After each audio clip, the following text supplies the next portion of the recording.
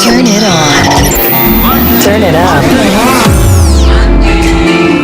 Your album go hit. The best radio show. Broadcasting worldwide, online 24/7. All around the world. In your car. At work. At home. On your smartphone. This is Starr Radio UK. Are you ready to turn it up? You fix it. Yeah, one day you win. Yeah, one day you win. Yeah, one day you win. This heaven you will make up one day. One day you win. You will overcome this sin. You will break this addiction in your life. One day you win. Your bank account will read 6 figures, 7 figures. Hey, one day you win. Yeah, one day you win. Don't give up, one day you win. Don't give up, one day you win. Don't give up, one day you win. Don't give up, one day you win. Yeah, one day you win. Yeah, one day you win. One day you win. Broken pencils. Wow, broken pencils. So right, keep on writing. Yes, fallen soldiers. So rise. Yes, keep on fighting. So whatever has gone on in your life in the past week. Yes, don't give up. Don't give in. Yeah, times it's quite daunting. However, I want you to understand one thing for sure. Broken pencil still writes. Don't give up until it is all over. But until then, we'll continue. It is Starr Radio UK. It is your favorite African and Caribbean radio station in London. Bringing the time now to exactement 7 minutes past the top of the hour. And as I did say, we're going to be having Mr. Olayomi Koiki joining in. And keeping fingers and everything crossed, we should be seeing his face, not like we were experiencing yesterday. So I think everything is oh boy, interesting. Okay, I'm going to do something. Yomi, just bear with me because I think the same thing has happened again. So just bear with me. Don't call yet. I will call you. Okay, let's see.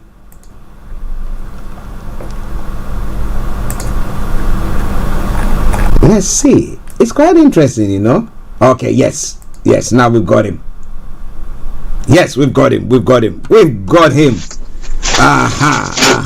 Listeners, it is Starr Radio UK, and it is my singular honor to once again welcome my brother and co-presenter, Mr. Olayomi Koiki, who is all the way in our North London studios. And let me say, massive good morning to you, Yomi. Hello, Yomi. Hello, Yomi. Can you hear me now, Archie? Yes, I can hear you loud and clear. Can you hear me? I can hear you back here in the studio. Okay. Just bear with 1 me. minute. Yeah, I think I can hear you now. You can hear me now. Okay, fine. Well, listeners, that is Mr. Olayomi Koiki for you. For those of you who don't know him, yes, he is my co-presenter in our North London studios, where he brings you updates from Nigeria. And on Wednesdays, he brings you a special program that is the Niger Voices there as well. Okay, so let's crack on. Yomi, how are you? How is the family? And how was your night? Well, the family are doing very well, and the family night has been very great. Apart from monitoring the current situation very close to the studio there in Croydon, as we continue to pray for the family of the disease, and we hope, as many families will be monitoring that. Is another sad news that is ending the month of September. Now, interestingly, after the program yesterday, I was having a chat with a few parents who live in that community in the Croydon catchment area, or even in London as a whole, and I was asking them what their thoughts are pertaining to what has gone on. So one of them was of the view that they've gotten to a point where they think that once they are children of 8 and they are teen, they reckon that in secondary school they might have to be driving them to and fro. Which we know that the mayor has been that, well, they can hop on the buses and then there can be less traffic or less movement or usage of private cars. But they reckon that, well, they don't trust anything that is going on, and therefore they think that is the way forward.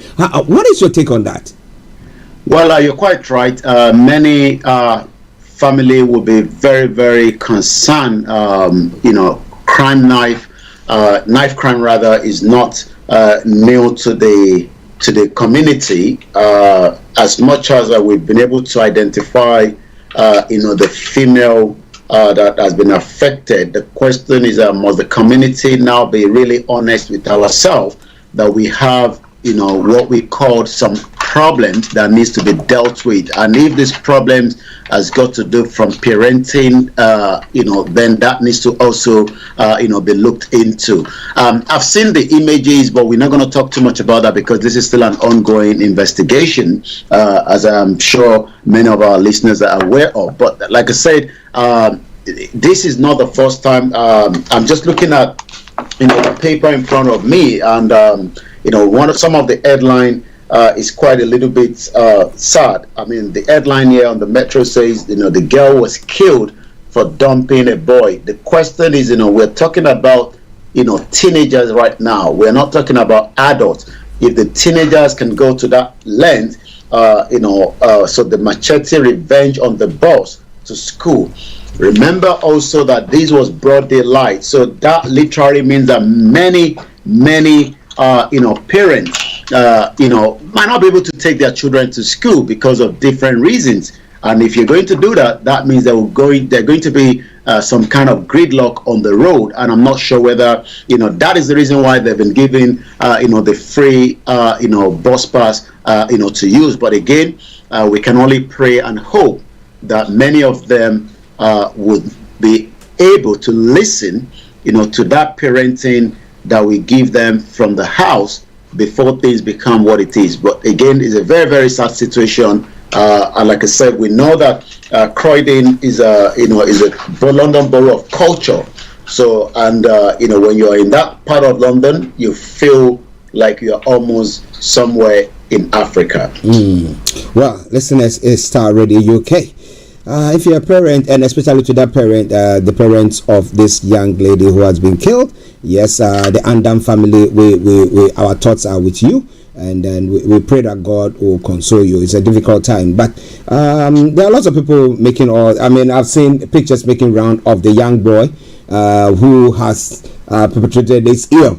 But, well, let's leave that one for another time where we can talk about it. But listeners, it's Starr Radio UK. It is a Friday edition of the morning show with 13 minutes past 11 the time. Updates from Nigeria time now. But let me say good morning to Rachel. Hey, Rachel. Hope you are doing very, very well. And thank you very much for joining us as well. To those of you on the YouTube channel as well, apologies. There was a restart, but I think it's now stable. So we are on it. Okay. Now, indefinite strike. Now, we know that the NLC were threatening that. We were thinking, can we call it a bluff, or the government can call it a bluff? However, it looks like no. And we knew that in the past, the government took the NLC to court, or Labour to court, to stop them from embarking on the strike. And then the court ruled, put an injunction on it, whilst the case will be heard or whatever. However, when they decided to pick it, then the court said, or the government said that they were going to charge them for contempt. They're going to go down for contempt. Now, so I don't know whether the government has filed another injunction against these strikes, and that is why government is saying that the leaders will be charged for contempt again, or is it the past one? The issue between the NLC and the government, might not literally make any big impact at the court, because it seems that the NLC have made up their decision to go ahead, with the strike that is coming up in the next few days. Just after the independent on Sunday, the strike will go ahead.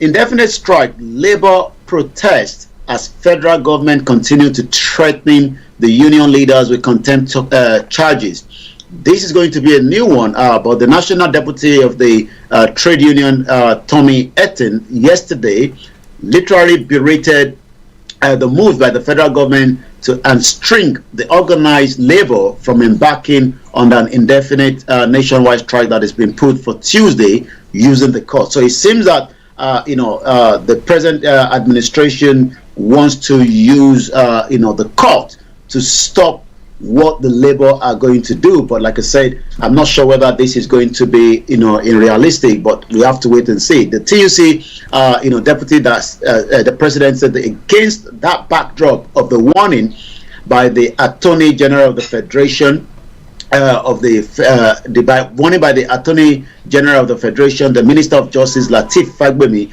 Remember that we had Malami performed very badly. So it seems now that the AGF, the new AGF, now has a big workload. Is a senior advocate of Nigeria that the tried by the Nigerian Labour Congress and the TUC was literally in contravention of the subsistence court order restraining the union from declaring any further industrial action. Well, listeners, do you think that they should embark on the strikes, or do you reckon that maybe they need to sit and jaw with government? And when strike takes place, who suffers the most? Somebody say the ordinary person is the one who suffers, because all these big people, they've got their monies. When the West comes to the West, they can just fly out of the country, go and get treatment, go and get all sorts. People even send jets or come to buy pizza from London, fly it back to Nigeria to go and have as a dinner or whatever. So can you just imagine that? Well, Starr Radio. Anjana Dedeji, lots of heart and lots of prayer and a lot of love to you as well there. Good morning to you. But on the strikes, this is quite different, but there was apprehension at the Ministry of Works in Abuja on Thursday as protesting civil servants grounded activities after the Minister of Works, Dave Omahin, locked out over 300 staff and directors who resumed work late. Well, is he trying to maybe put a bit of discipline or instill some discipline into the ministry that you cannot come to work late? But the question that I was asking myself is, are the workers there being paid well? Or are they one of those who they say that you work 2 months and you receive your pay and not that, and so they need to struggle to come through? Yomi, tell us more about that. Well, it seems that he's a former governor. We get the image of in a minute. That is the minister right there behind us. For those that probably might not be familiar with some of those faces, and it's important that we put faces to some of those that we talk about, so that many of our listeners, especially those that are watching us in Nigeria, many Nigerians do not even know the names of their ministers, not to talk about knowing who is in charge. Let's go straight into the conversation. There was a bit of locking the minister, at the Ministry of Works. Remember that the previous minister there was Fashola, the magician. Eventually, he never performed any magic anyway, because he was given 3 portfolio. Eventually, Buhari took some of him. But why are the civil servants, protesting that they've decided to ground, the activities of the Minister of Works? I mean, remember that the minister cannot perform his duty without the support of the civil servant. We're talking about 300 staff, and the directors resume work late, and it seems that they were all locked out. Is this the norm, that you come to work late? I don't think that is tolerated even in a civilized society. But the public servant expressing their displeasure also confined the minister to his office, demanding an apology from him. So the question is, who is have to apologize to each other? Earlier, the minister, upon his resumption, the question is, the minister is still resuming at 9:30. I can assure you, just like Buhari will normally say, assure you, by the next couple of years, I bet you the minister would not even be able to wake up at 9:30 to get to work. But because he's a new minister, they want to show off, just like Wike has been doing, and eventually at 9:30 a.m. was said to have prevented workers who came to work late from gaining access to the ministry. So it was a bit of tension yesterday at the gate, comprising of both the housing and the work ministry that refused to enter the ministry. So that protest went for a while, but I believe things have now been resolved. Again, like I said, also some of the information gathered at the entry and the exit into the building also prevented the minister from leaving his office to receive the former governor of Lagos State, Babajide Sanwo-Olu, who came to the headquarters for a courtesy visit. Well, it's quite interesting. Tit for tat. You lock us out, we lock you in. So what about that? But what time are workers supposed to start in Nigeria? What time? So in that ministry, what time are they normally supposed to start work? Well, I mean, I'm not too sure, what time, but the staff said that the minister, upon his own resumption, around 9:30 a.m. instructed the security officers to lock the gate. I mean, if you're talking about 9:30, we expect the civil servant to be at work as at that time. I mean, I believe they should be in just before 9, if not 8, but probably maybe some of them are not meant to be in at that particular time. We don't have those information, but over 300 staff members, including some directors, were all asked to stay outside. Even when we tried to enter the gate, man said it was the order from the minister. So who is right, who is wrong? It has to be something that needs to be clarified. But since the head of the government itself is still far away in France, recouping from probably the stress of the trip from G20, because remember that these are long flight, even though those aircraft are very comfortable, but these are long journey. So I believe Tinubu is still taking that treatment in France, but we hope he will return back. Like I said, no statement yet. So that means the president is still in France. Maybe he's going to be celebrating Independence Day with Nigerians in Paris. Well, he said that he's going to do what he's going to continue as Buhari did, so maybe that's what he's trying to do. But we'll talk about punctuality. But there is a saying that punctuality is the soul of business. Now, when we talk about our leaders, we want them. They say he who goes to equity must go with equity or go with a clean hand. That means that he wants people to be on time. Now, the question that I'm asking is, had he sent a memo across board to say that henceforth we want everybody to resume work right on time? Maybe a grace period of so and so and so. Was there any? Have you heard any information pertaining to whether there was any memo of a sort that has been sent around for people to know that, look, we are starting a new regime, and this is a time where the leadership, or as the minister, I'm setting a good example, and that's what we all have to do. Was there anything of the sort? Well, if there was, we'll probably have been given that through the media from that ministry. Nothing of sort. Remember that all these ministers have not even yet settled in. So, like I said, they are all doing what is right according to their ministry. But I hope that the same minister will still be able to get to work at 9:30 a.m. for the next 4 years if he's retained as that particular ministry where he is a minister. Well, I believe that he can get there on time because he's got a motorcade, hasn't he? He's coming in as a motorcade. He hasn't had some late night meetings that they do, and he can't wake up in the morning. Remember, the politicians have normally late night meetings. So, yeah. I mean, like I said, it's very easy. I mean, he's been a governor, so I'm sure they know how the routine works. But again, he's just trying to prove that he's now in charge, and anyone under him must obey the rules. I mean, yes, we expect workers to get to work at the appropriate time, because time, they say, is money.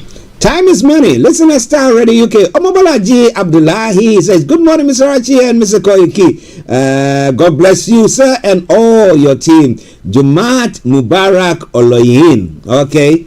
And prayer to you as well. All right, then. Let's move on to some other stories. Now, we've talked about the fact that when the president took office, we were expecting that there will be some way or a sort of reaching out to the various groups of people, let me put it that way, in Nigeria who feel that they are being marginalized. However, we've not seen this. Now we have Okonjo Iweala, who is making a statement that Igbos are divided. Southeast is no longer has solidarity. So virtually saying that, well, they are a divided front, and therefore we are able to, because when you want to conquer people, you just divide them, and they don't have the force or the power to be able to go on with that. So why is the Okonjo Iweala making that statement there, Yomi? Well, is a very prominent individual. She met with the president at the G20 in India. She's from the Southeast, as you can tell. She's actually, she was one time a minister under the former President Goodluck Jonathan. She's also, let's see if we can get that image in as well, with some of those Southeast leaders that she's talking about. Once again, this is still, the Star Radio UK Morning Show, the Friday edition, the last day of the week, as we go into the new month from the following week. Okonjo-Iweala is also currently the Director General of a very, very big portfolio. She's the one on the far left there. You can tell with the headgear, and the rest are just all the governors from the Southeast. She's the current Director General of the World Trade Organization, WTO. That means very, very big role, when it comes to that kind of a position, and being a woman as well. Very, very intelligent. She has now urged Southeast stakeholders to foster joint leadership. Why is she saying joint leadership? So that they can tackle the bedeviling the region collectively. We've been talking about the Southeast region. We talked about it on a daily basis. And the real pressure in the Southeast is got nothing more than the fact that there are some particular people from the Southeast known as the Biafrans that want a referendum. This doesn't happen in a very quick way, but it's expected that they must be talked to. But it seems that their leader that should have been the forefront of this conversation, and because Nnamdi Kanu is well respected amongst all the Southeast. So even the governors, I remember Soludo paid him a courtesy visit at the DSS custody, and as long as he has been kidnapped rendition by the previous administration of the Vice President Yemi Osinbajo, a senior advocate of Nigeria, and the President Muhammadu Buhari, the Southeast is thrown into a big situation. So why and where was Okonjo-Iweala making this discussion? She was actually talking while she was giving a keynote address to the Southeast Summit. Guess what?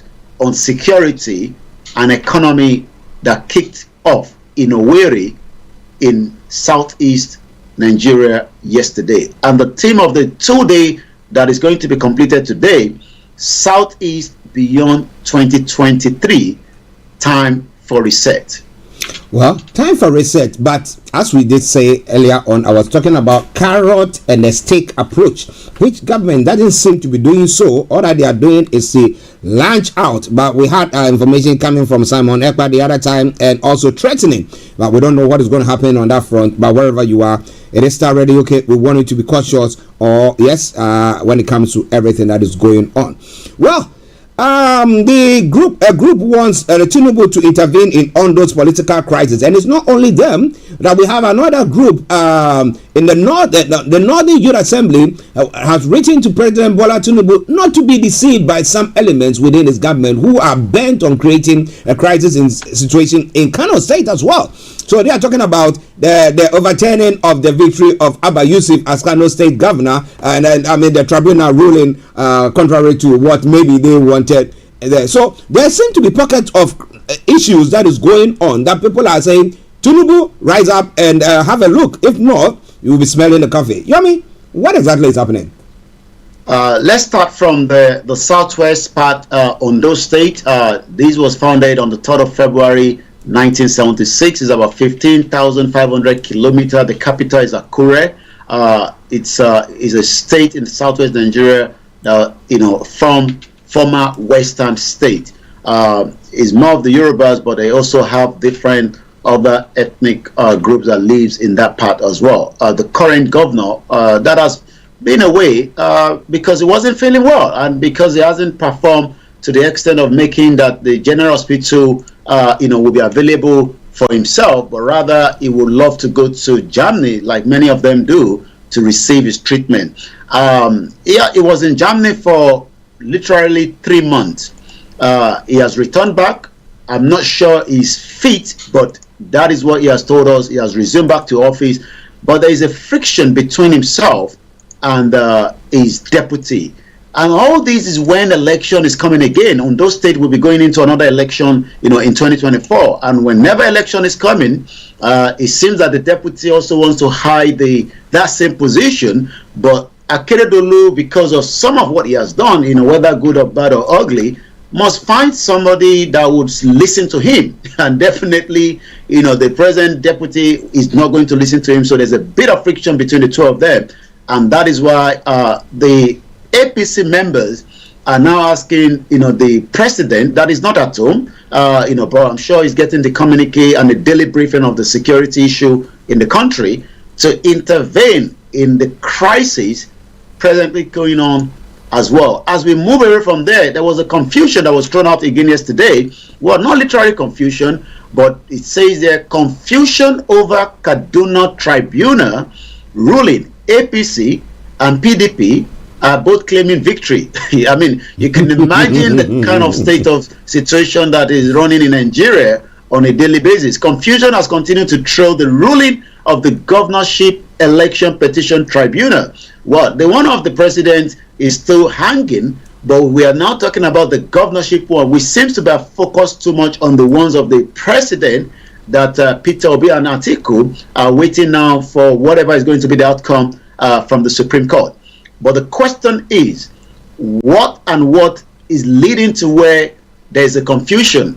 If election has been done, people were not satisfied, you've taken it to the Governorship Election Petition Tribunal, they've come out to make another conclusion, but it seems that the election has allegedly been declared inconclusive by 3-man panel that was led by Justice Victor.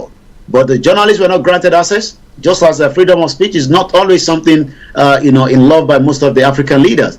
But about an hour after the alleged declaration of the election as inconclusive, guess what? There was another report that emerged by the ex-Twitter handle of Governor Uba Sani, the present governor. Remember that this is still the same state that promised the Christian would never taste power as a governor as long as the ruling elite of the Muslims, and I'm not the one quoting this, this is exactly how El Rufai, the former governor, told us. He spoke in Hausa, we were able to translate it, that never in his own time would a Christian be the governor of Kaduna State.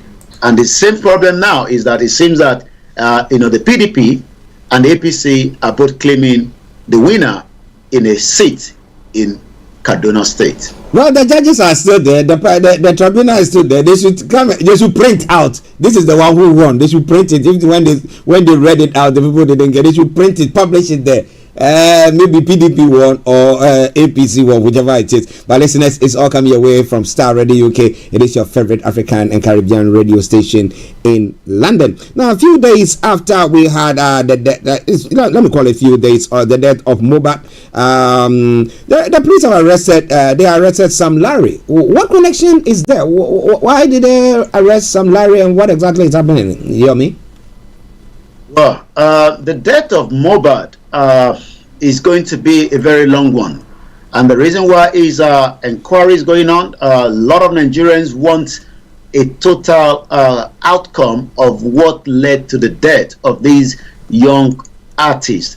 Brilliant artists. The music is very good, but it seems also that whatever must have happened, it has to be a conclusion. But Sam Larry is one of the other known individual that has been alleged to the death of Mohbad. Let's get you the image of Sam Larry. Sam Larry is on the left hand side, and while Mohbad, may so rest in peace, is on the right hand side. So yesterday, according to the police in Lagos State, have now confirmed that Sam Larry is now in the custody of the police. There's a lot of twists to the story, but again, we want to make sure we wait and see the conclusion from the police rather than the speculation out in the public domain. But I have been able to come through with a video that was sent to me. I'm not sure when that video was recorded. Whilst there was a music recording going on between another artist called Zatan with Mohbad, and we could see Sam Larry with some of the groups of people, whether they were meant to be part of the music video shoot or they wanted to attack Mohbad, but it seems Zatan actually stop that.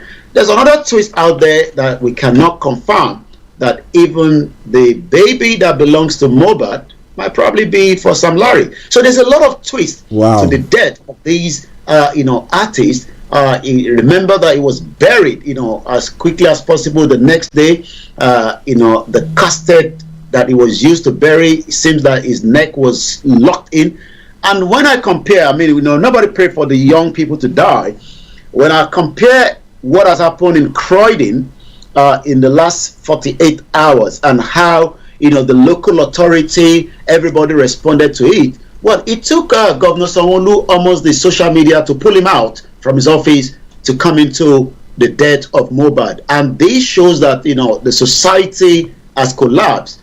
If we have to then use like the social media to pull people to come and respond, to what there should be their problem. Even Abike Tabiri that talks about the Diaspora Commission, she's from Ikorodu. Well, it took 1 week to talk about Mohbad, but you can see the difference. Just under few hours, we saw the member of parliament of Croydon was out there, trying to assure the community that things will be put in place. The family of Mohbad have been getting a lot of visitors, but we do not have the specialists from the police like we have here in the UK that are taking care of the family of this particular young girl that died here in the UK. The question is, they're going to ever get justice for Mohbad? Because we can give you names of people that have died in Nigeria. Let's go back to Bolaige, was a Chief Justice of Nigeria, died while he was still a Chief Judge under Obasanjo. There hasn't been any justice. I remind you of Tolulokpa Rotile. Tolulokpa Rotile was the first military combat pilot, helicopter combat pilot in Nigeria. We were told our friend reversed and killed her. Belumi was a young journalist that was shot dead during the EndSARS. Jumoke Oyeleke was killed just on the 3rd, 72 hours after the invasion and assassination attempt on the Igboho's house in Soka. The rally went ahead as planned in Lagos State, but the police actually killed the young girl that had nothing to do with the rally with a police bullet. Let's talk about Bamishe. Bamishe traveled on the BRT in Lagos State. She was eventually killed. Not only killed, sexually attacked as well. Her body was dumped naked in a Butemeta area. No justice for that yet. We can go on and on and on. The question the Nigerians are asking is, would the more death of Mohbad bring a kind of solution to finding justice for Nigerians? It's interesting because when I listen to it, and the fact that the Mohbad was buried, it's not like some strange people elsewhere took him and went to bury him. But his father was part of it, who saw to it and even said that the place that he was buried was a place where they were going to build a church that he. So the question is, why did the father haste in burying him? And that's why I was asking, is he a Muslim? He's not a Muslim. So why stop that? The police is meant to stop that by taking charge of that. When a citizen dies, it is the responsibility of the government as well. But in Nigeria, it's a lawless situation, it's a lawless place, and when you die, you are on your own, as they say. You have to take care of it. But Mohbad was just not an ordinary individual. He was an artist, well known in the. He was in London. So and I was told while he was in London, he was scared of his life from those that brought him in for some concert or so. Naira Marley, that has been part of Mohbad brand as a label, spoke with one of Nigerian. I've listened to it. He has denied having any hand in the death of Mohbad. He has actually said that he can't come to Nigeria if the police cannot guarantee his safety. Naira Marley was based here in UK.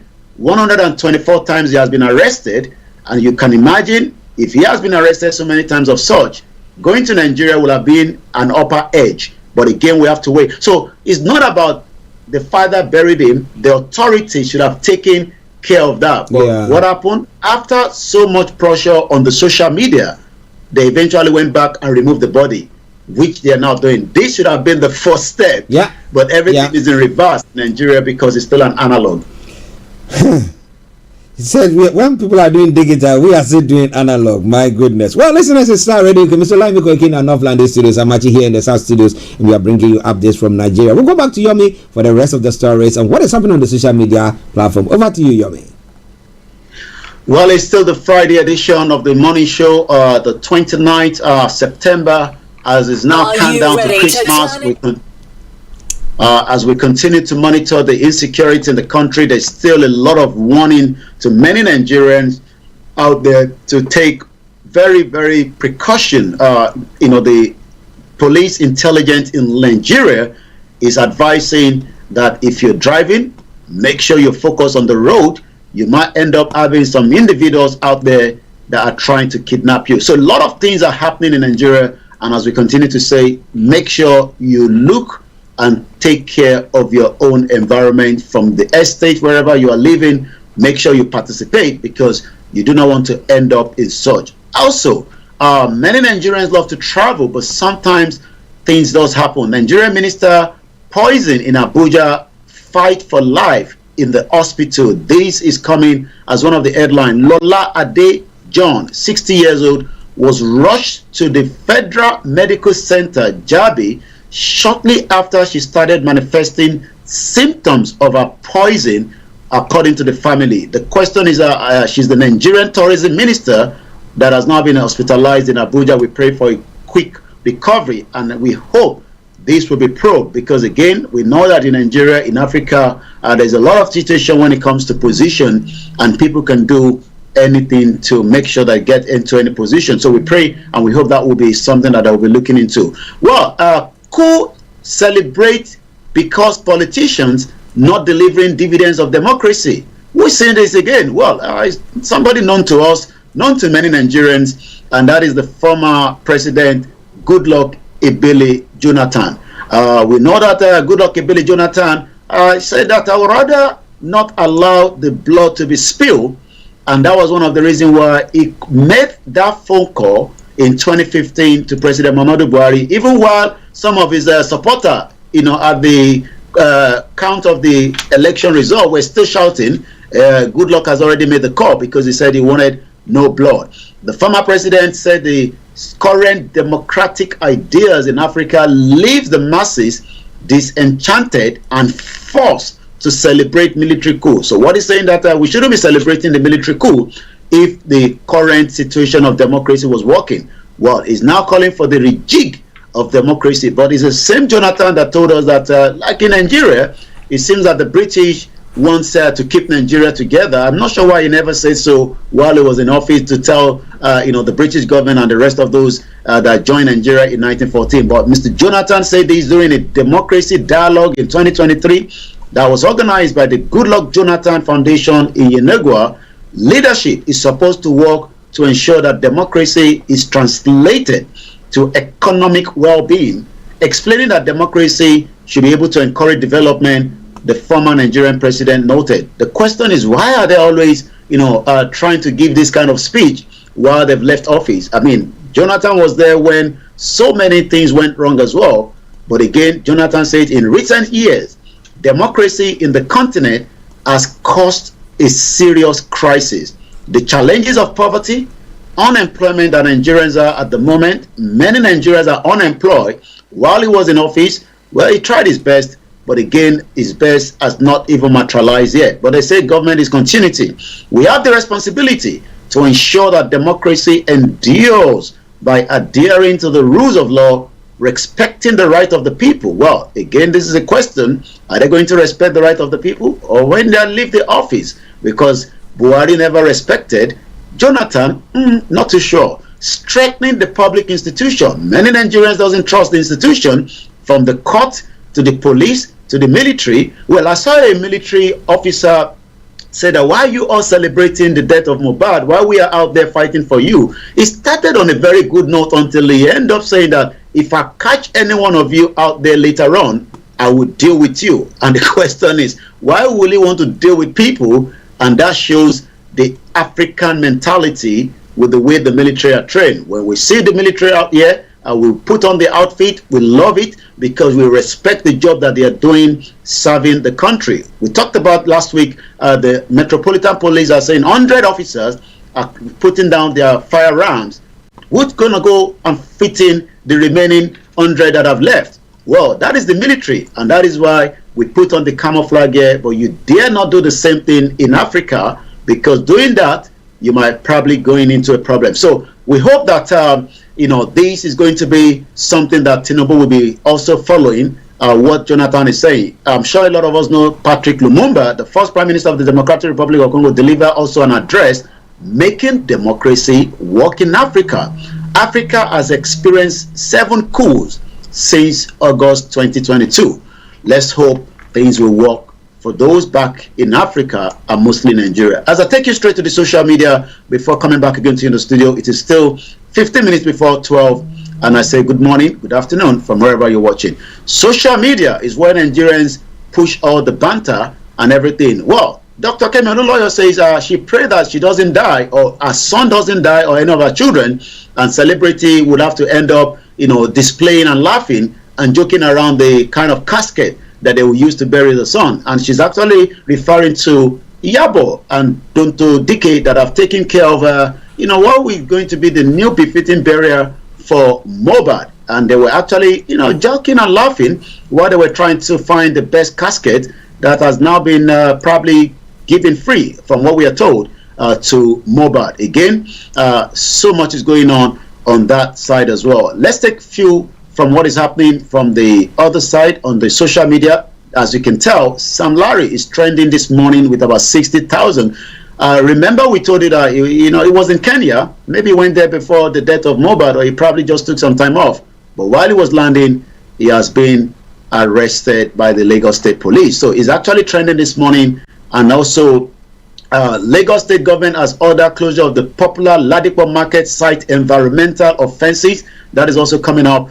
And also, Simon Ekpa, the government in exile, is also saying the clip from the last night broadcast, the time to evict the killers and their enablers like Anya Pius has come. Well, he's actually saying that she send a video, which is there. Think Yoruba first. Is also saying Brazil, Olukoso, Obakoso, which Shango. I'm sure many Yoruba people know what that is. Well, Dele Farotimi, another very critics, all eyes on the judiciary. He says, I thank God for Tinubu. I'm not sure why he's thanking God for Tinubu. I remember he said he was going to leave Nigeria if Tinubu become the president. I'm sure he probably changed his mind. Even Bode George, one of the elders of the PDP, says he will probably relocate to Ghana, but maybe he has changed his mind. Let's take 1 or 2 more from what is trending on the social media this morning before returning back to you.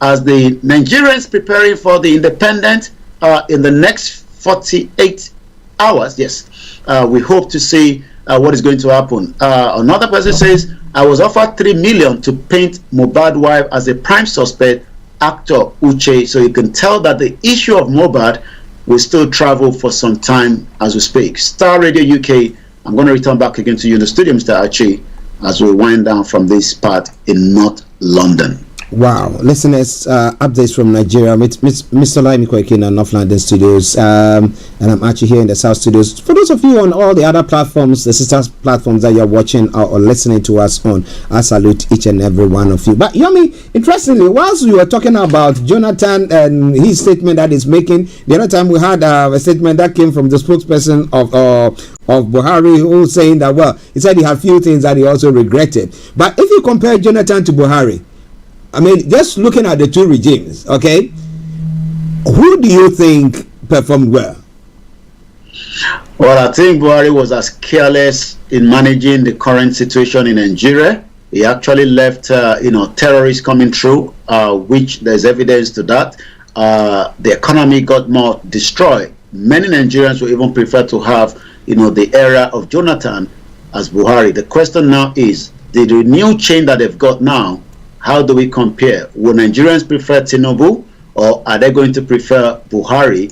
Time will tell. But I'm getting this from NADECO, which Tinubu was a member of NADECO. Tinubu spent 4 years from 1994 to 98 before he returned back and became the governor. This is a communique that have just come to me through the wire. NADECO, which is stand for the National Democratic Coalition, September 25th, 2023, says Tinubu must resign to save Nigeria from any further embarrassment. Somebody say that. Tinubu listen to them anyway. Yeah, that is a joke. I'm also Rachel. Yes, my girl. Yes. Tinubu is like, you know what? Just don't bother. I'm now the president. I've been dreaming for this. I listened to his speech, last year at, the Emilokon, where the word Emilokon actually came out in Abeokuta. And I'm not sure I listened to it that better as I did yesterday. And he actually stated it clearly that, when it comes to education, he has what it takes. When it comes to being the right person, he has served the people, and he also put it out there that, the Yorubas must appreciate that, it is definitely our turn, which means Emilokon. But he never said our. Our would have been us. Emi is me. So Emi is like Fanti. So his own. Yeah. If he has used the word our, we. Yeah. But he actually says Emi. So he knew what he was doing. He's there right now, and we have to continue to monitor and see how he steer Nigeria. But I'm sure Atiku and Peter Obi are still trying to fight it out with him. Well, he said he talked about education there. Interestingly, he said it's got what it takes. But he doesn't want everybody to see his certificate. Well, we don't know what the Chicago courts are saying. Have you got any latest from there? Well, not yet. It seems that the stress that the court in that part of the world is going through. But again, we will have to wait. What we can just say is the academic record. Atiku continue to ask the court to overrule Tinubu's objection. So objection, my lord. We must get this result. We must get whatever Tinubu has. The presidential candidate of the PDP, Atiku, has filed, like we said, a fresh motion urging the United States court to overrule President Bola Tinubu's request to stop the Chicago. So if you were saying actually last year that he has what it takes in qualification and education, the question then is, why not just allow us to see whatever? I mean, if you failed, we can accept that you failed. At least you had a better opportunity than Buhari. Buhari never attended any university apart from a secondary school that we couldn't even find the result. The result was missing from the military catchment, and he had to use some other backup from somewhere in UK to present it. I mean, the basic you need to become the Nigerian president is a school cert. So whatever Tinubu had there, I'm not sure is something that Nigerians should be concerned. But again, Nigeria says, you are the president, we want to know, and we are concerned. But Tinubu says, I would rather give it to Atiku alone if he can assure me that he's not going to present it to Starr Radio UK and the rest of the media around the world. Well, listen, it's quite interesting, isn't it? But on the weekend where we're going to be having the independence celebration for Nigeria. We know that it's been scaled down and stuff like that. But the question that I'm asking is there any plans for the Yoruba nation, maybe having any activity or anything of the sort? Well, as much as the Yoruba campaign, I believe last year, decided not to have anything to link with the 1st of October, but there's some things being put together few days probably after the 1st of October that I'm aware of. But again, there's another program that is coming up in November that is going to highlight, the culture and everything that is coming up as well. But the most important thing is, the awareness and the campaign continue, both on ground, off air, and on air.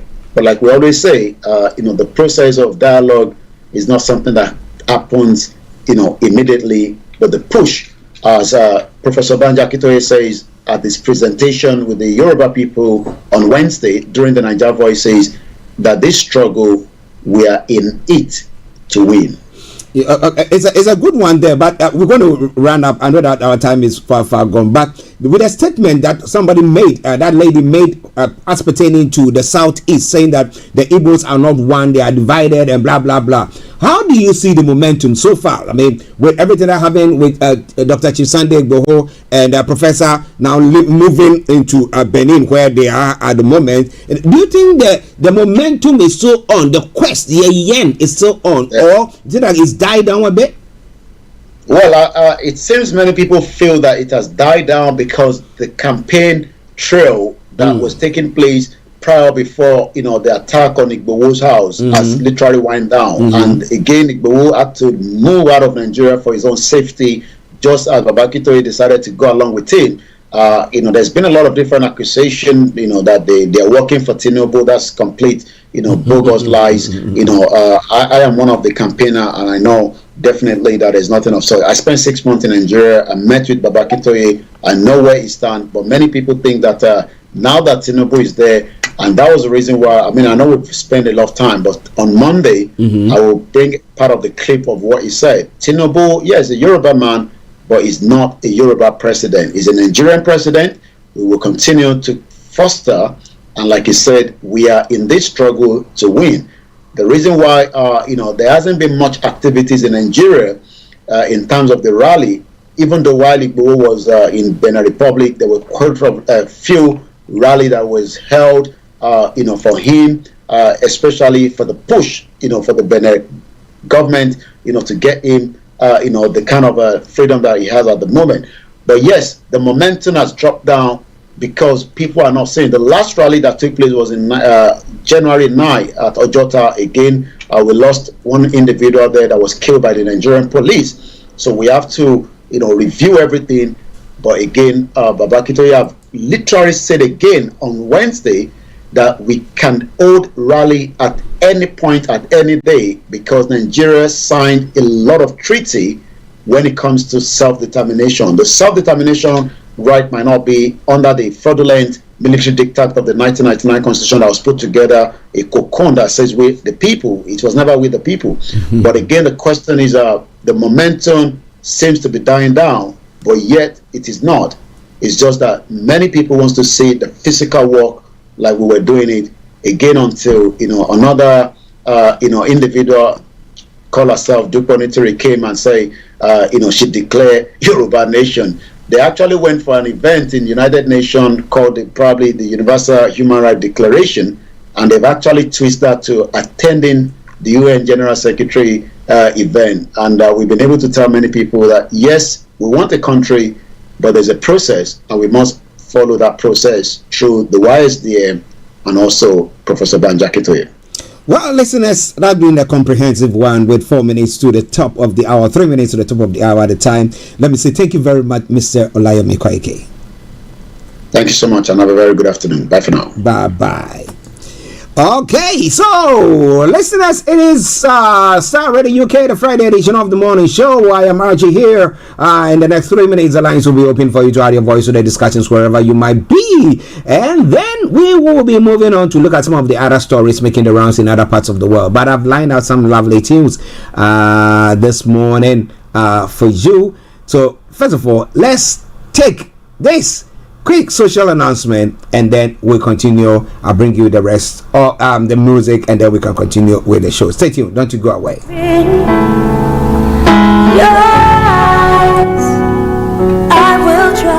The family, the Christian community, friends and loved ones of the late Apostle Mark Nyako and Mrs. Victoria Nyako wishes to invite friends and loved ones and all sympathizers to a 1-week observation at the Numa Christian Center, 87 Beddington Lane, Croydon, postcode CR040D. The event will take place on Friday, the 6th of October 2023 from 6 p.m. to 9 p.m. Buses 466 and 463 ply that route. And if you want to travel on a tram, Beddington Lane is a stop for you. Also, there's going to be free parking there. For further information, please contact Evelyn on 075 5483 8421, Kojo 073 7592 8737, or Sheila on 079 8358 1818.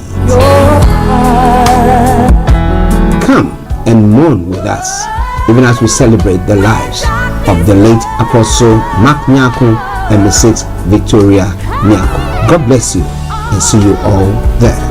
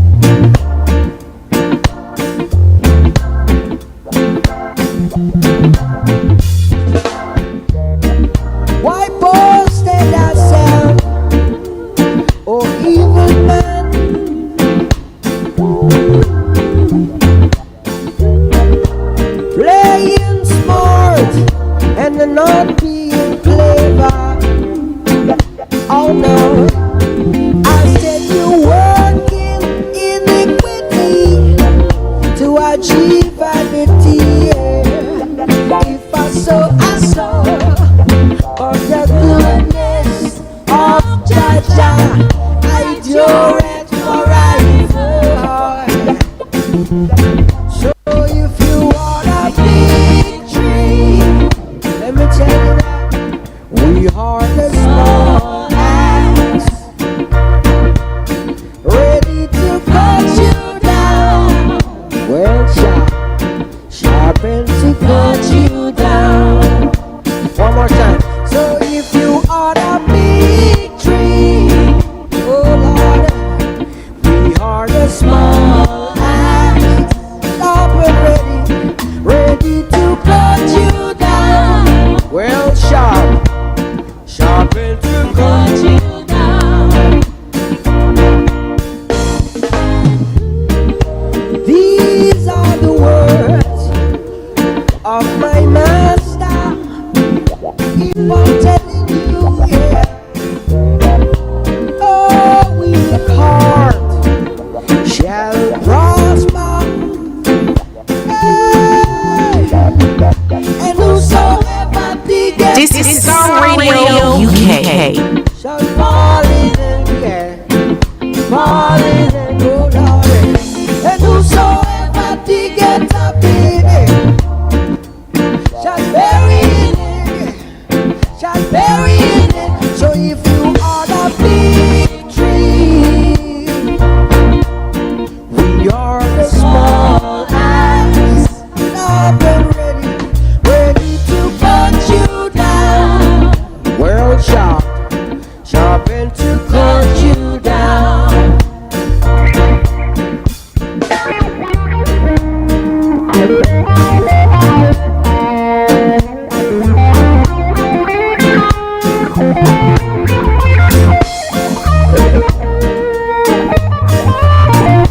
Okay, listeners, it is Starr Radio UK, your favorite African and Caribbean radio station in London, bringing the time now to 2 minutes past the top of the hour. With some tune coming your way from the Root Riders, and it's a small axe. Yeah, I'm gonna be a small axe. I'm gonna be healing all those people who they seem not to be towing the line. I'm gonna be healing them down. What about that? Well, it is Starr Radio UK, your favorite African and Caribbean radio station in London. If you want to join the conversation, 0208 133 2257 or 58 is the number to call. 0208 133 2257 or 58 is the number to call. To text or WhatsApp 0753-966-1744, 0753-966-1744. For Twitter or X as we call it, it's at handle is at Starr Radio UK, and email address is info@starradiouk.com. All right then. So let's now move on to some other stories making the rounds this morning. Exactly at 12:30, we'll be bringing you the Money Hour with Mr. Dan Tabiri, CEO of GIL Accountancy Services, our money man. All right, no, but for now, let's now move on. Let's look at some of the stories making the rounds in other parts of the world, notably this time round still on the African front. Wow. Right activists and a number of organizations and countries have hailed the progress made towards justice in Guinea for the victims of 2009 massacre. Representatives of the United Nations West African Bloc, ECOWAS, the European Union, the United States, and the United Kingdom on Thursday issued a collective statement welcoming the progress made in the quest for justice for the victims. Now, their statement comes a year after the start of a trial of the alleged perpetrators of the massacre, which took place in a stadium in Conakry on September 28, 2009. At least 156 people were killed. At least 109 women raped and hundreds of others wounded in and around the stadium where a political rally was being held. 11 men stand accused of being behind the massacre, including Guinea's former dictator Moussa Dadis Camara and other former military and government officials. The killings were carried out by security forces loyal to Camara. Now, Kamara came to power in a coup d'etat in December 2009 and ruled until 2010. Now, the trial ordered by Colonel Mamadi Doumbouya, who also took power by force in September 2021, is unprecedented in a country ruled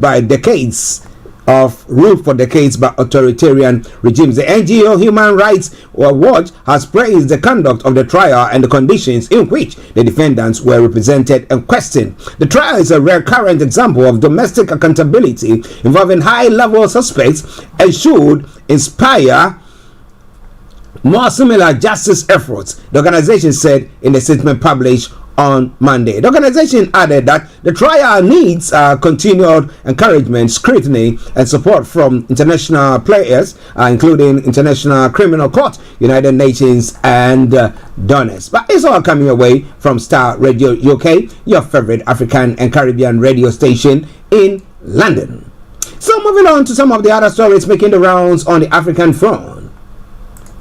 In DRC, 1 dead and 11 injured in a stadium explosion in Goma. A rocket accidentally exploded on Thursday in a stadium in the city of Goma in the east of the Democratic Republic of Congo, killing at least 1 person and wounding 11, according to authorities. At around 4 p.m., that is 14 hours GMT, an RPG-7 rocket launcher belonging to a Congolese soldier inadvertently dropped its ammunition, which fell at the United Stadium, wounding 12 people, one of whom has just succumbed to his injuries. Lieutenant Colonel Guillaume Njike, spokesman for the governor of North Kivu province, said in a statement. The shot is said to have been fired while the soldier was in a vehicle on the outskirts of the stadium, which leapt onto the road, in the words of the spokesman.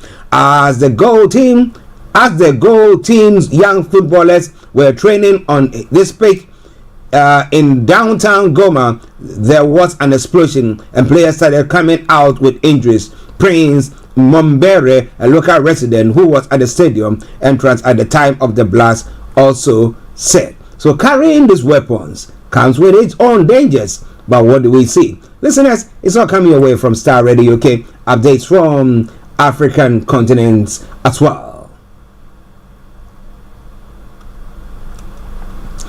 In South Africa, a new HIV prevention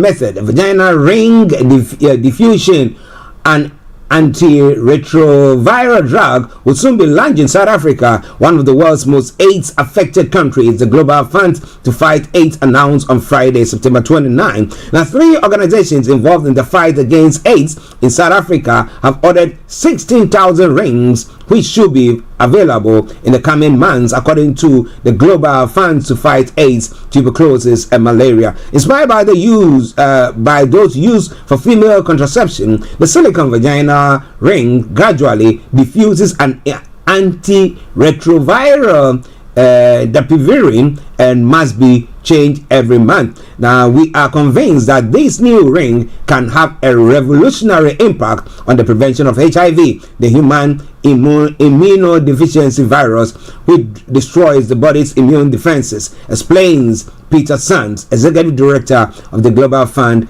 in a press release. A good one there. Let's see how that helps the country fight the occurrence of the rise in the HIV. Now, the military who overthrew Ali Bongo Ondimba, Gabon's 14-year incumbent on August 30, have announced an easing of the curfew that had been in force for over a month, the presidency told the AFP. Now, the measures had been introduced by Mr. Bongo's government on the evening of August 26 presidential election from 6 p.m. to 6 a.m. local time, 5 p.m. to 5 a.m. GMT, then maintained by the military, who redacted it for the first time on September 11, but only in Libreville, the capital, and its suburbs from 10 p.m. to 6 a.m. The curfew has been maintained but reduced from midnight to 5 a.m. throughout the country, announced Colonel Rich Manfumbi, spokesman of the Committee for the Transition and Restoration of Institutions, CTRI, in a statement broadcast on television, state television on Wednesday evening. Listeners, it is Starr Radio UK.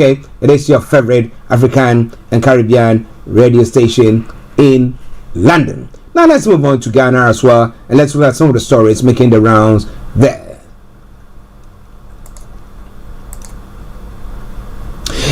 MPP NDC reject EC claims that political parties are buzzing minors for voting registration. The National Democratic Congress and the New Patriotic Party have distanced themselves from claims by the Electoral Commission that the political parties are encouraging minors and foreigners to partake in the limited votes registration exercise. The EC, in a press conference on Thursday, said they had noticed that the minors and foreigners have taken advantage of the guarantor system with the support of some members of political parties. A deputy chairperson of the EC, Dr. Bosman Asare, said they are striving to ensure that a credible register is created, and as such, having names of unqualified people will only undermine their work and taint the registrar. But speaking last night, General Secretary Mustafa Gbande stated that, of the NDC Deputy General Secretary, said that many people have been challenged when attempting to register for being ineligible. This was as a result of political party agents raising their suspicions during the exercise. He stated that the agents are challenging individuals to bring documents to prove their age as part of efforts to ensure that only eligible people are captured. I think that is an alarmist assessment of the issues. You don't go accusing political parties when your own officials are the ones administering the process. You have seen MPP people challenging NDC people. They suspect the NDC people challenging the MPP. So how do you come out to accuse political parties when the system is running naturally? He quizzed. Well, it's all coming away from Starr Radio, okay? It is your favorite African and Caribbean radio station in London. Now moving on straight to a couple of other stories before we move on to this part of the world or other part of the world. The minority in Parliament has stated that both National Investment Bank and the NIB to the Agriculture Development Bank ADB have space to survive. According to the NDC MPs, the move smacks of conflict of interest since the Bank of Ghana owns over 60% stake in ADB.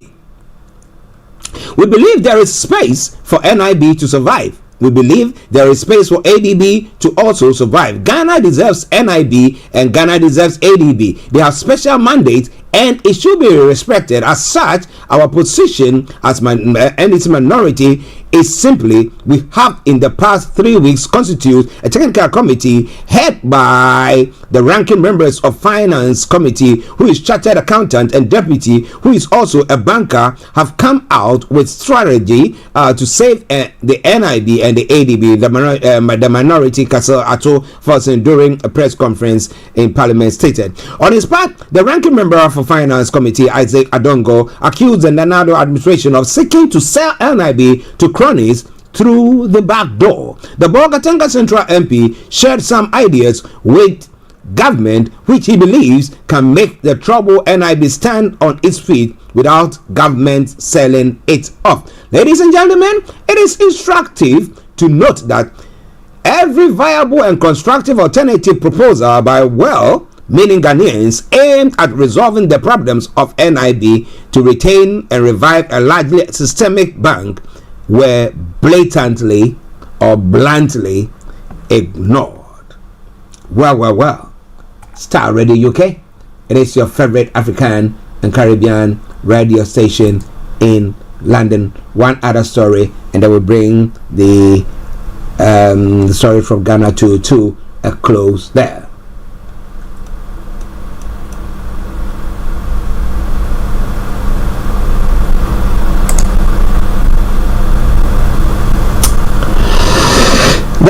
regional chairman of the New Patriotic, the governing New Patriotic Party, Jeff Kunedu, is urging members of the party to take advantage of the achievement chalked by the Inspector General of Police, Dr. George Kufu-Dampare, in their campaigns towards the 2024 elections. According to him, the performance of the IGP since he assumed office is clear for all who observe objectively. Speaking on the radio station, Mr. Jeff Kunedu urged members of the party to desist from tagging the IGP with a political party and rather focus on what government has achieved in the security front through him.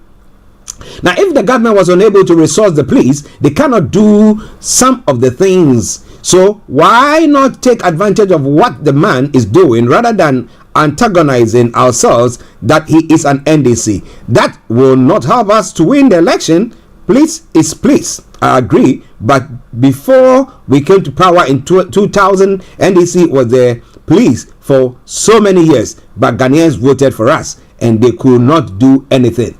So, well, that's a good advice for them though. He's saying that, well, let us go on, let's look into or look at the idea where we are putting everything together to make sure that we campaign accordingly, and hopefully people will vote for us rather than tagging that, oh, the police who are going to see to it that we win or not, because it's not the police, they are not the EC, are they?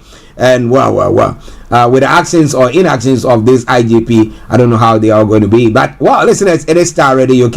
It is your favorite African and Caribbean radio station in London. 12:17 the time. We got about another 13 minutes to bring the first part of the program to a close. Well, as I did say earlier on, the breaking news: major incident declared at Liverpool's Alder Hey Children's Hospital after M53 school bus crash. So I think more people have been taken to the hospital. But in Pakistan, at least 50 people have been killed and dozens injured in Mustang blast. The story says at least 50 people have been killed and more than 50 injured in a suicide attack in Pakistan, the police have said. The blast happened near a mosque in the southwestern province of Balochistan on Friday as people gathered to celebrate the birth of the Prophet Muhammad. And officials in Balochistan have declared a state of emergency. No group have claimed responsibility for the attack. Meanwhile, a separate blast has also taken place at a mosque near Peshawar city in Khyber Pakhtunkhwa province. It goes on further to say the mosque in Hangul is part of a police complex that has capacity of 40 to 50 people. Local police have said footage from the scene in the Balochistan city of Mastung showed the injured being rescued by emergency responders and locals there. It is all coming your way from Starr Radio UK. It is your favorite African and Caribbean radio station in London. In the Rotterdam shooting that took place yesterday, Dutch prosecutors knew about the gunman who killed 3 people in Rotterdam and had warned the hospital where he shot one of the victims. An email from them has revealed Faoud L 32 has shown psychotic behavior. The hospital was told. He was arrested on Thursday after he allegedly shot a woman and a daughter at their home and a lecturer at the Erasmus Medical Center. The police said he had previously been convicted of animal cruelty. The email sent by the Dutch Police Public Prosecution Service to the teaching hospital where Faoud L studied described previous worrying behavior, including him found half naked in the garden on a pile of leaves. In the message, prosecutors suggested his behavior could affect whether the hospital will grant him a medical diploma. Well, I don't think he's going to be getting that from them. If he studying there, that's what you've done. What do you think? Well. Somebody say the academic issue is different from psycho issues that have gone on there. Okay, but it's all coming away from Starr Radio UK. Well, in Russia, Putin has met former Wagner commander Andrei Troshev.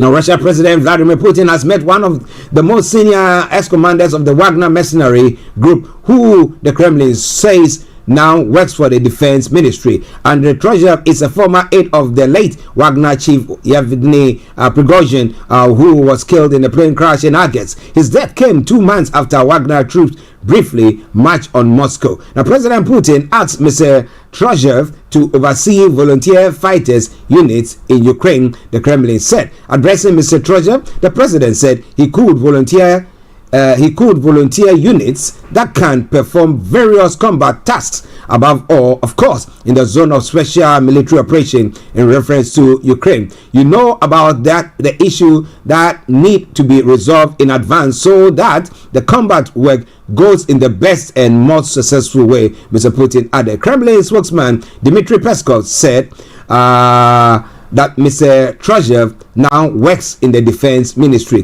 The meeting comes as Mr. Putin attempts to reassert his authority following Wagner's mutiny in June. But is it going to play ball, or is it going to be one of those? Listeners, it is all coming your way from Starr Radio UK. It is your favorite African and Caribbean radio station in London. One other story, and I bring you to the UK front.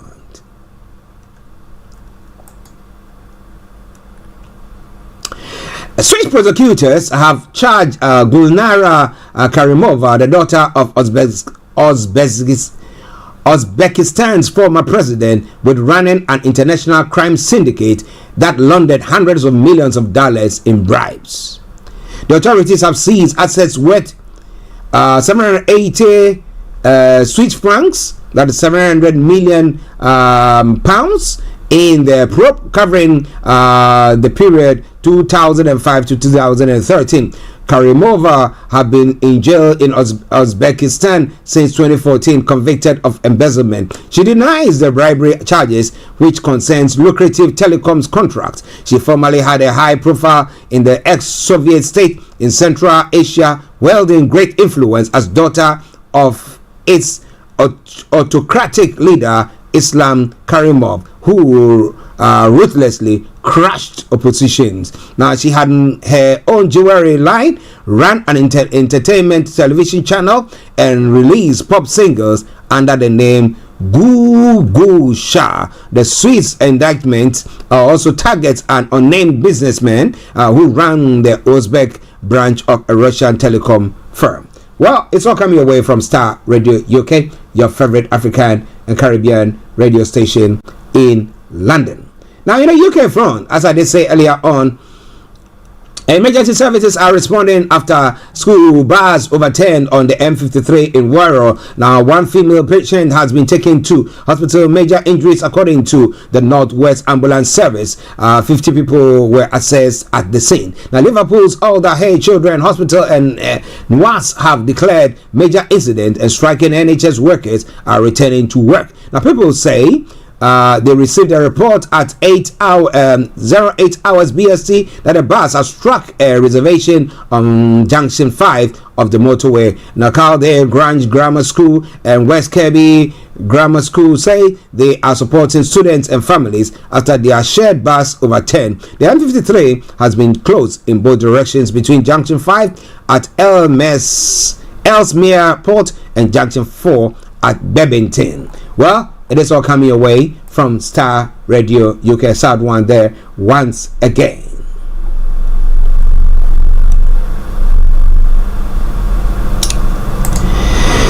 Well, tax levels in the UK are at their highest since records began 70 years ago, and are unlikely to come down, a leading think tank has said. The Institute of Fiscal Studies forecast taxes will amount to about 37% of national income by the next general election due in 2024. The IFS report on the eve of the Conservative Conference has reignited calls for tax cuts from the Tory MPs. The government says taming price rises is its priority. Next year, the government will collect upwards of 100 billion pounds more in taxes compared to a pre-2019 level, the IFS is saying.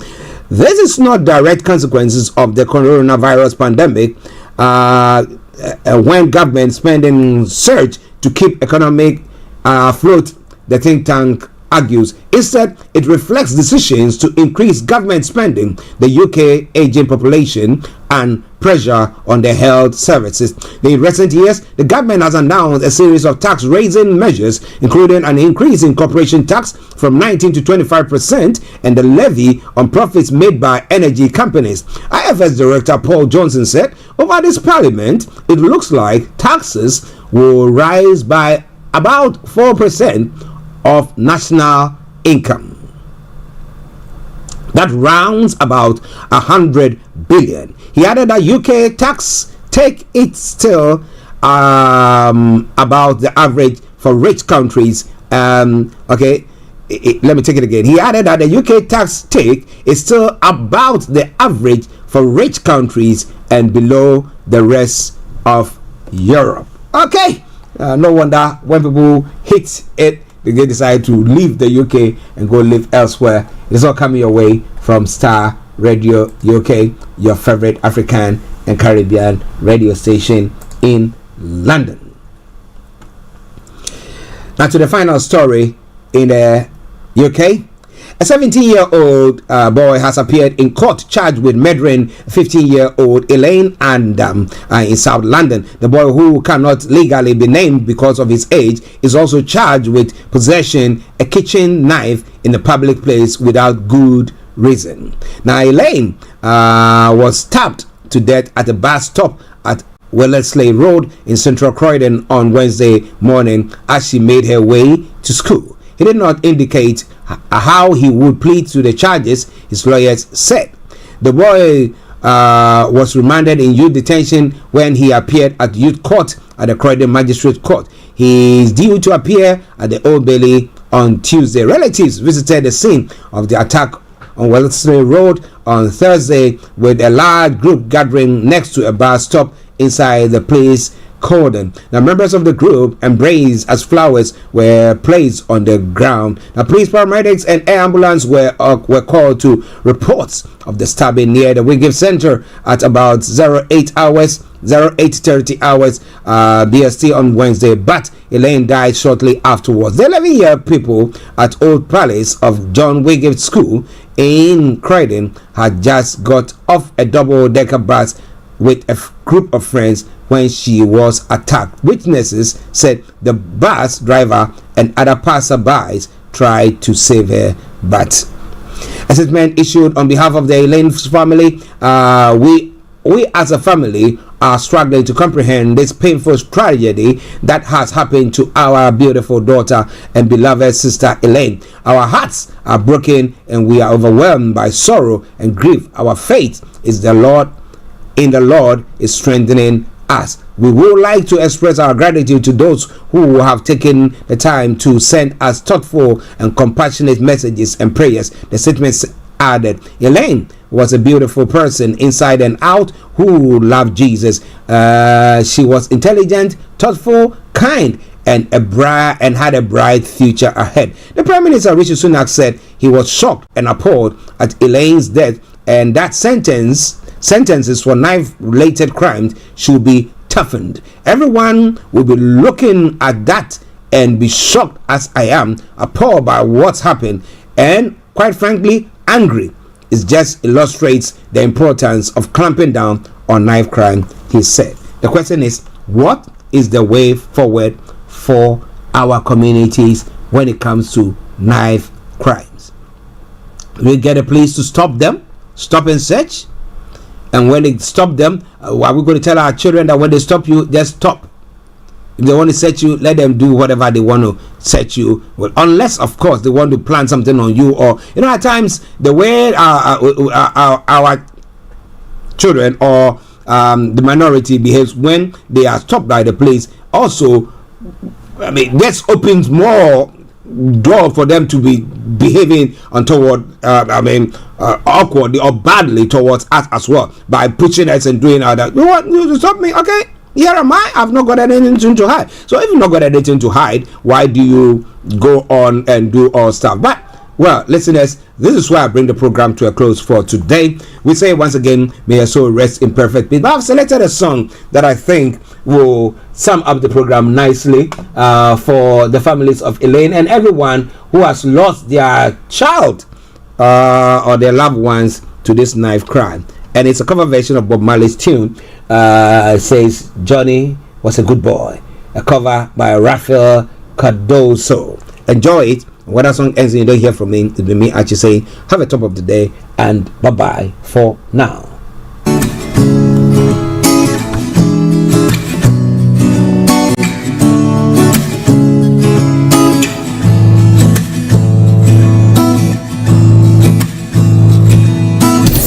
Thanks for listening. Cause her son had been shot down in the street and died from my stray bullet.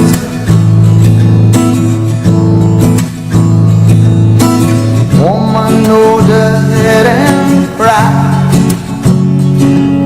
explaining to her was a passerby who saw the woman cry, wondering how can she work it out. Now she knows that the ages of sin is dead. Keep that jealous life.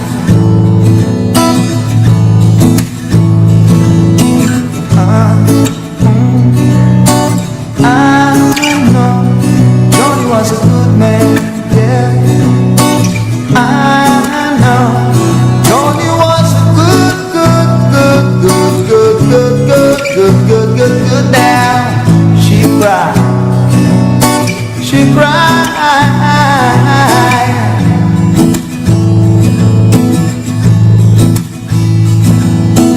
Woman older head and cried, cause her son had been shot down in the street and died just because of the system.